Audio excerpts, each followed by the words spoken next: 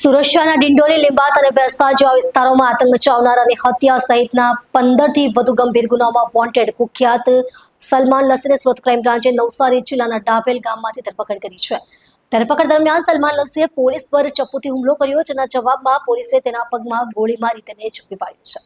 Crime બ્રાન્ચને મળેલી ગુપ્ત માહિતી મુજબ નવસારી જિલ્લાના ડાભેલ ગામમાં છુપાયેલા સલમાન લસ્સીની ધરપકડ માટે પોલીસ ટીમે છાપો માર્યો. જ્યારે પોલીસે તેને અટક કરવાનો પ્રયાસ કર્યો ત્યારે લસ્સીએ પોલીસ જવાન પર ચપ્પુથી જાન લેવા હુમલો કર્યો. પોતાના અને જાહેર સુરક્ષા માટે સંકટના ક્ષણે પોલીસે વળતા જવાબમાં તેના પગ પર ગોળી ચલાવી.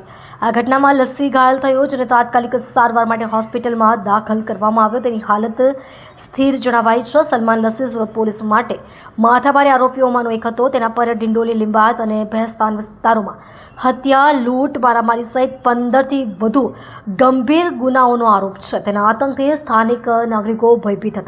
તેને ઝડપી પાડવા માટે પોલીસ દ્વારા વિશેષ ટીમ બનાવવામાં આવી હતી. ક્રાઇમ બ્રાન્ચના ડીસીપી શ્રી ભાવેશ રોજિયા આ કાર્યવાહીમાં સામેલ ટીમની પ્રશંસા કરી અને કહ્યું કે ગુનાઓમાં સંડોવાયેલા બાકીના આરોપીઓને પણ ટૂંક સમયમાં ઝડપી પાડવામાં આવશે. ભેસ્તાન પોલીસ સ્ટેશનમાં મર્ડરના ગુનામાં વોન્ટેડ આરોપી સલમાન લસ્સીને પકડવા માટે ક્રાઇમ બ્રાન્ચની અલગ અલગ ટીમો કાલ રાત્રે વોચમાં હતી. દરમિયાનમાં ડાભેલ પાસે છે ઇન્ફોર્મેશન આધારે ક્રાઇમ બ્રાન્ચની ટીમ ત્યાં જતા એને પૂરતું બળ વાપરી અને પકડી પાડવામાં આવ્યો છે અને એને સારવાર ત્યાં લાવવામાં આવ્યો છે અને ફાયરિંગથી ઇન્જરી થયેલી.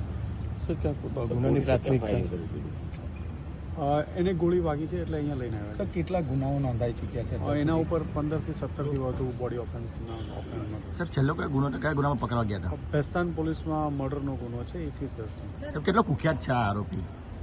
હિસ્ટ્રી સીટર છે. જૂના એની વિરુદ્ધના ઘણા બધા ગુના છે. એ પકડવા માટે પ્રયત્ન કરતા હતા. દરમિયાન એને એસોલ્ટ કરવાનો પ્રયત્ન કરતા ફાયર કર્યો.